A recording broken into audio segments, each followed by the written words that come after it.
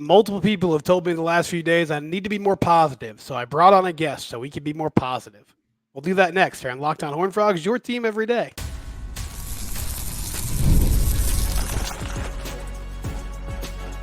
You are Locked On Horned Frogs, your daily podcast on the TCU Horned Frogs. Part of the Locked On Podcast Network, your team every day. Psych, it's Matt Jennings. He's not going to be positive.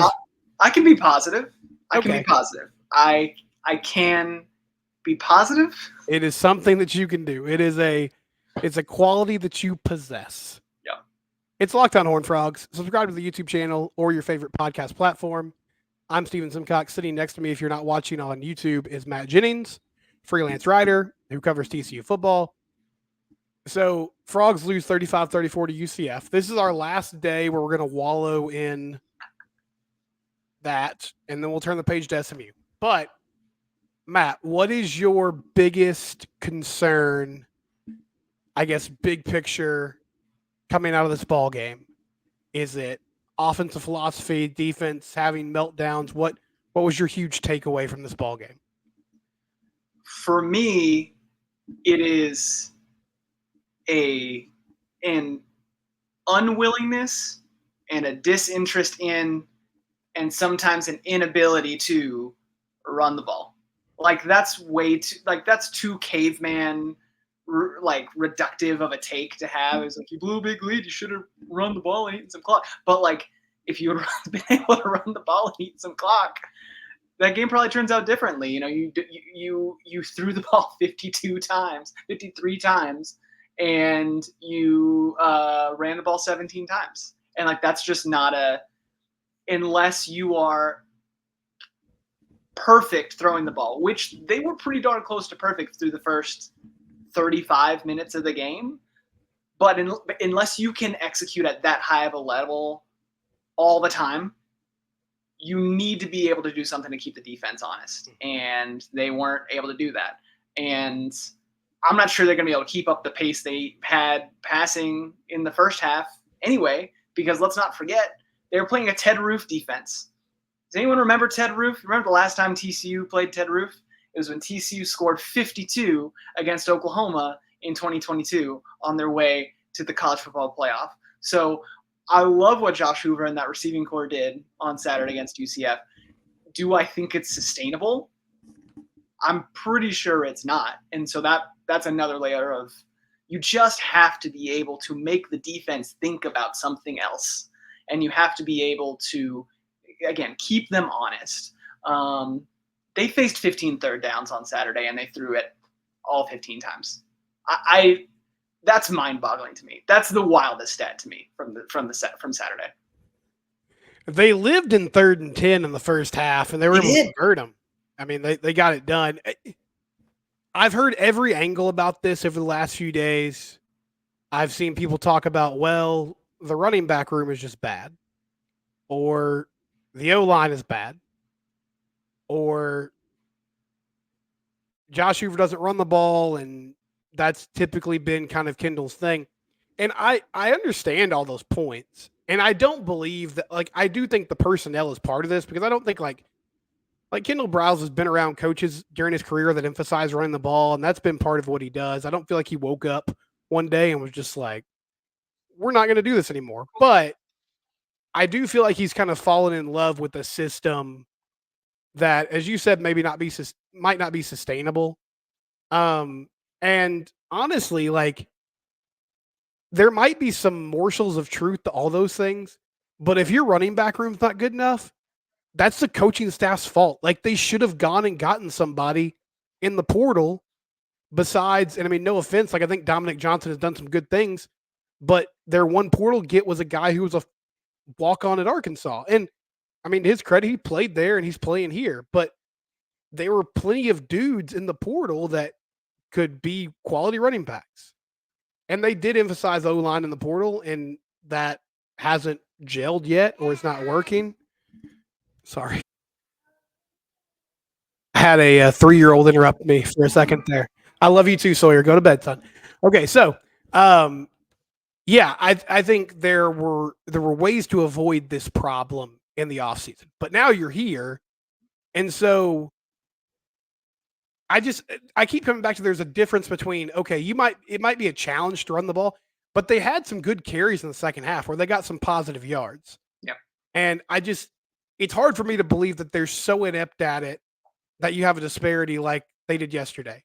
So maybe it's just a scout thing, Matt, but they got to find some sort of balance here. I don't buy into the idea that they can't make this running back room work. I mean, we've talked about it. Cam Cook, he's able to like conjure yards out of thin air, even with lackluster blocking in front of him. He's done that multiple times through the first 3 weeks. So I think you have to trust him. He only averaged, barely 3.2 yards a carry on Saturday, which is not what you want, but they have trusted him in short yardage and in the goal and in goal line scenarios to get them short yards when they need it. And there was kind of a lack of interest in doing that on Saturday. That was perplexing to me. And I like Dominique Johnson, honestly. He reminds me of another running back with the same last name at TCU from a few years ago, and Trevoris Johnson, just like big, mean, wants to hit people and can get you and can be a little bit of a spark plug for you and a change of pace guy. So I like the talent they have there. I'm much more inclined to they're just getting the interior of the offensive line like pushed into their laps too consistently, right? And so like I agree. I understand that. I don't think it's something where it's like you need to have a 50-50 run pass. But like no, that's not what it's about. It's just about if you're going to be such an RPO heavy offense, the other team has to respect the R and the RPOs, right? And you have to give them a change of pace. You have to give the defense something else to think about because, to your point, early on, and the broadcast crew was talking about this, they were kind of marveling at the fact that they were just in like on the first drive, they faced 2 third downs. It's 3rd and 2, 3rd and 1. They were on schedule the whole time. Right. Second drive, they faced 3rd and 10, 3rd and 10. Third drive, they faced 3rd and 8, 3rd and 8, 3rd and 10. And it was just a matter of like they screwed around on early downs and didn't really have a good plan. But then Josh Hoover and that receiving core was just able to execute at a high enough level that they were able to bail them out on lay downs. It was kind of reminiscent of like late stage Sonny Cumbie, Doug Meacham with Max Duggan in the early years, where it was like, here we are in 3rd and long, Max, go do something, and he was able to make something work. Josh Hoover doing a similar thing in a very different way by just like being a distributor of the football instead of just like throwing himself headfirst at the defense, right? And so that's fine to have as a safety valve, as like a pull the ripcord in an emergency. That's not an offense, though. It's right. Not an offense to say, we're going to throw 2 bubble screens in a row. Crap, it's 3rd and 8. Josh and Savion go make a play. Like that's, again, we're talking about sustainability. Is that a thing that you can do? So all that to say, those bubble screens, those short and intermediate routes, those third and medium and 3rd and short situations are situations where the defense, if the defense has to at least think about the possibility of Cam Cook getting the handoff there, and you can make a linebacker or a safety hesitate for a second, then that opens up play action. It opens up the RPO. This is the thing for me with Kendall, and we talked about it a lot last year. Is like the lack of a strategy, of like a plan, like a really cohesive plan. Gus Malzahn, the winning coach from Saturday, I think is a really great example. Like it's very clear what his team, what their goal is offensively. They are going to pound you in the face, running the football for 4 quarters, and they're going to wear you down. And we saw that effect on TCU's defense on Saturday. And they're also going to use pre-snap motion and misdirection and option plays. So not only are you physically worn down over 4 quarters, the defense has to be disciplined and make the right choice over and over and over. And the goal, and it's clear, the strategy, the goal is we're going to physically wear you down, and we're going to trust that over the course of 4 quarters, we're going to hit some chunk plays because you're going to be too worn out to tackle. And eventually you're going to make a mistake and we're going to break off a big run. And then that opens up the downfield passing game. Everything built, each block builds on the next block.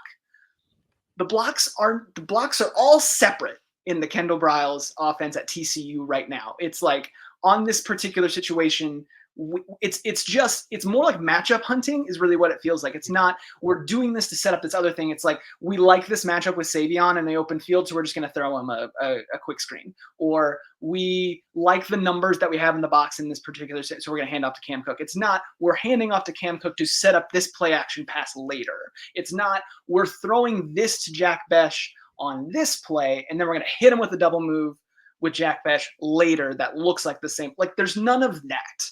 And that's the thing that's frustrating. And here's the thing. If you were able to overwhelm your opponents because you just had matchup advantages all over the field, then that would be fine. But you don't.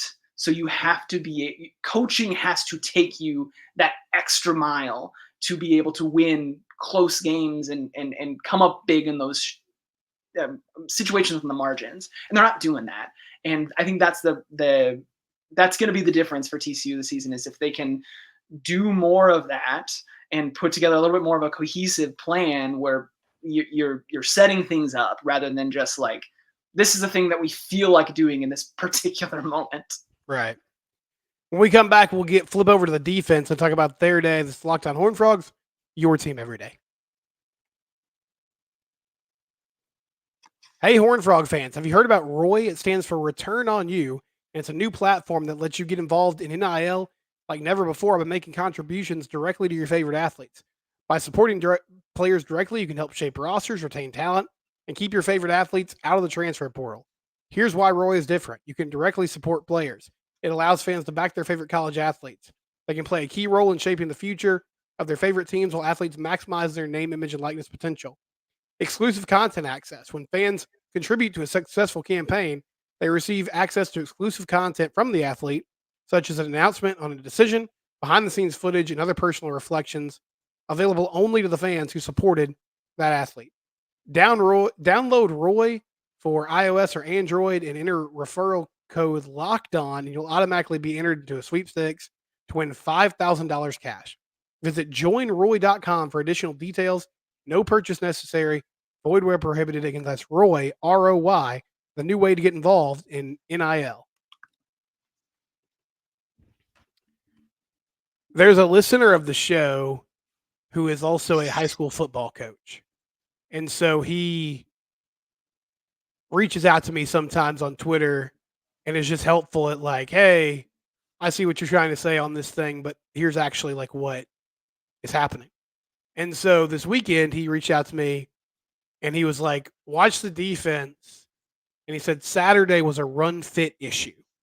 Like they were having issues with their run fits, meaning guys are attacking the right places. Like the guys occupying blockers are attacking the right places, but the second level defenders who are supposed to come up and make plays are not in the right spot. Or he pointed out a few times where like safeties, linebackers were hesitating for, half a second. And then that's allowing RJ Harvey, who's a really patient runner, to bounce outside and make plays. And so I was disappointed with the second half on defense because they didn't get any stops. Yeah. Except for one.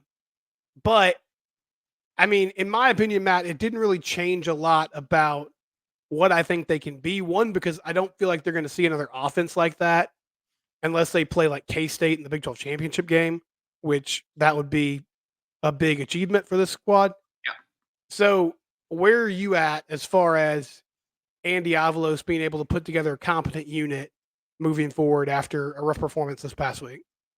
Yeah, they are what we thought they were.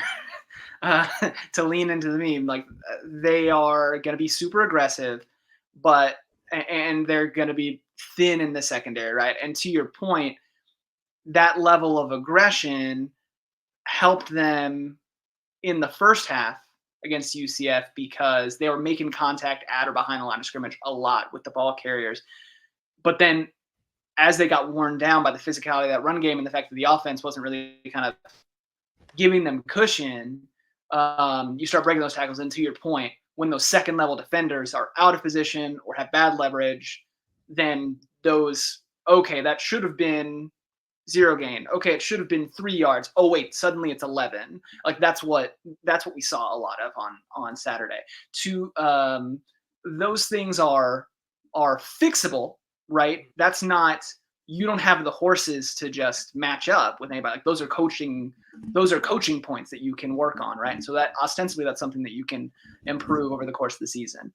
I agree. I would say maybe Kansas or maybe Utah would be teams that would be that's in a true. Similar similar vein down the stretch. Kansas, Right. especially, just like Leipold's offenses since he got there have been very, even if like schematically or language-wise it's not exactly the same, philosophically there's connective tissue between him and like what they're doing, what Gus has done like all the way back at Auburn in terms of like, we're going to run the ball and people are going to call it a high school offense because we got all these option and misdirection elements to it. But ultimately, like, you have to make tackles and we're going to wear you down and we're going to get chunk plays. Like that's what's going to happen. Right. So that would be the game that I could foresee something like this happening again. And it's coming up in like 3 weeks. So you've got a chance to, correct things before then. The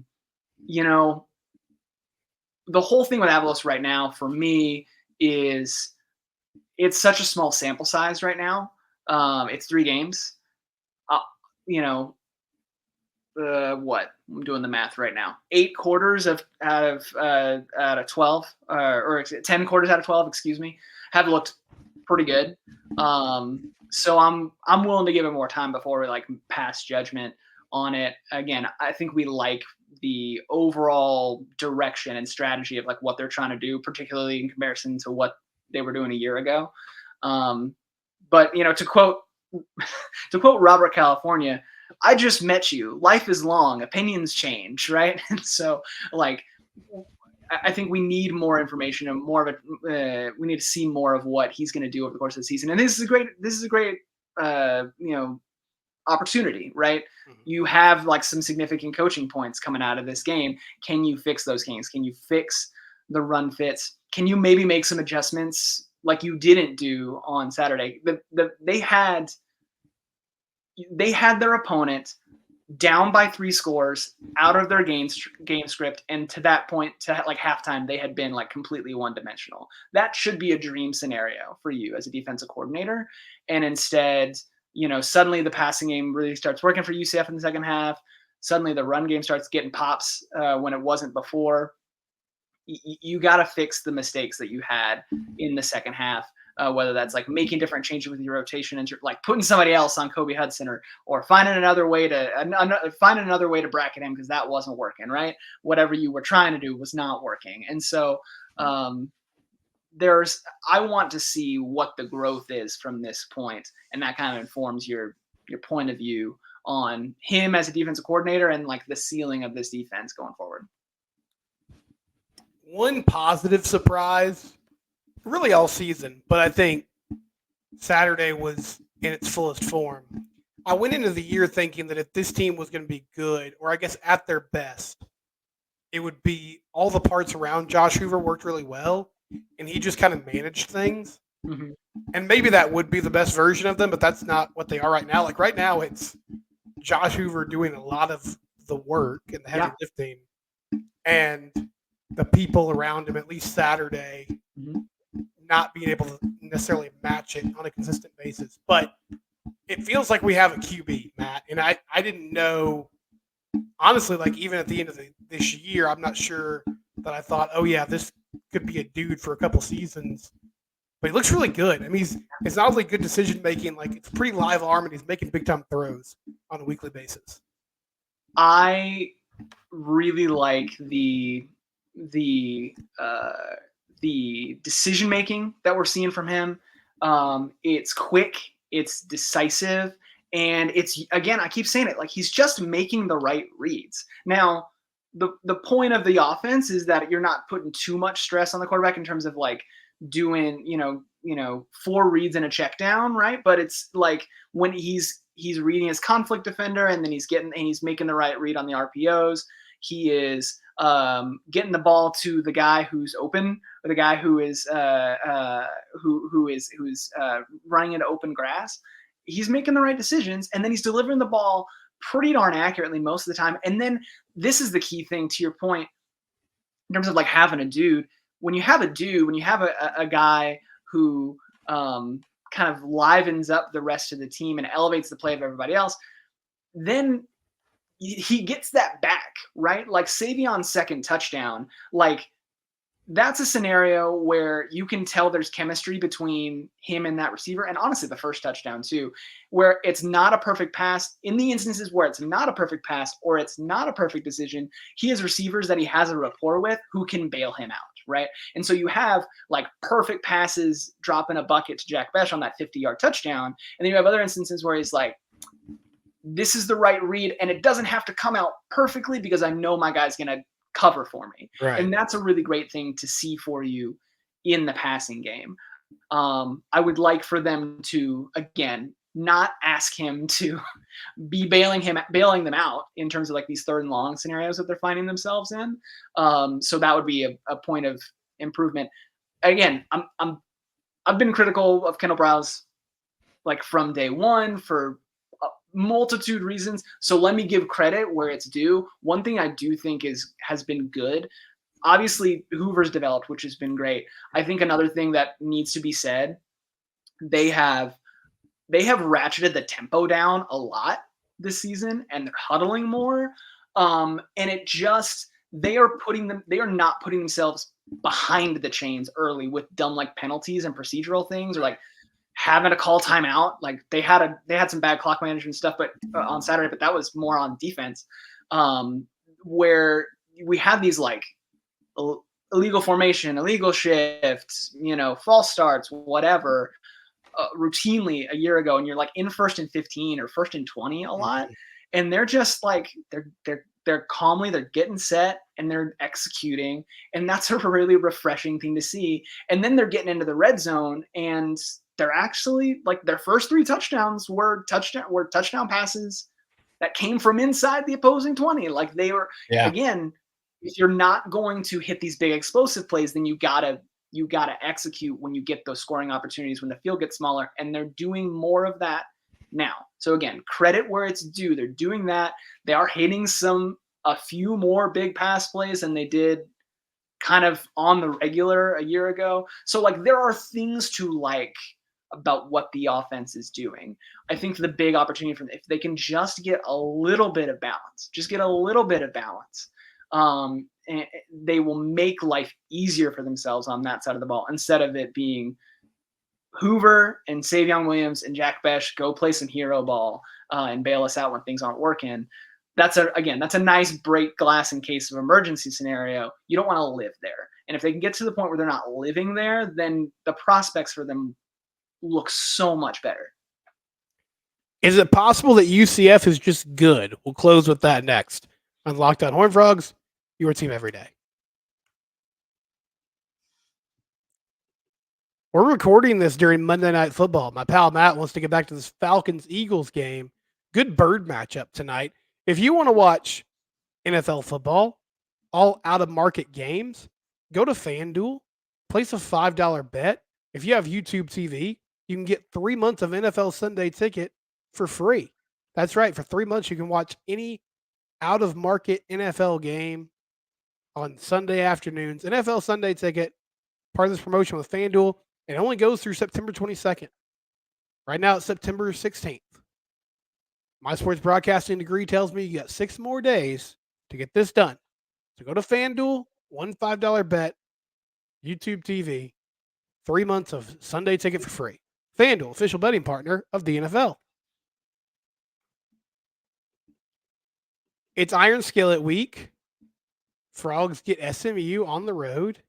New quarterback for the Ponies. I guess, Matt, it was a 1-point loss. It was disappointing because they had such a big lead.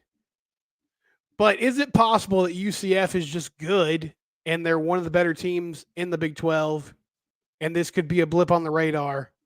What are your thoughts about the Knights as they move forward through the rest of the year?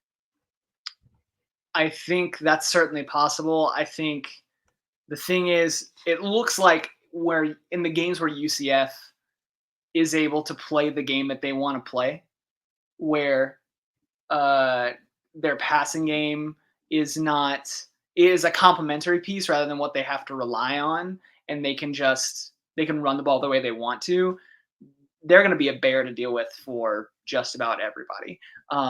If you have instances where what TCU was doing in the first half was working and the run game's not clicking and KJ's having to try to beat people from the pocket, which was the plan coming in and it was working well to start, then they're probably going to see some trip ups. But I came away impressed by them, and I came away impressed by, I didn't think that passing game was going to do anything, and they rebounded in a big way in the second half. And so, like, and Kobe Hudson's a dude. KJ Jefferson was tough as nails, and like on a couple like key third downs, like he's either scrambling or he's like getting drilled as he releases the ball, and he's able to deliver a ball with accuracy and convert. So when they have the potential to make some noise, I absolutely, especially in a league that, like, again, we don't really know what Oklahoma State is.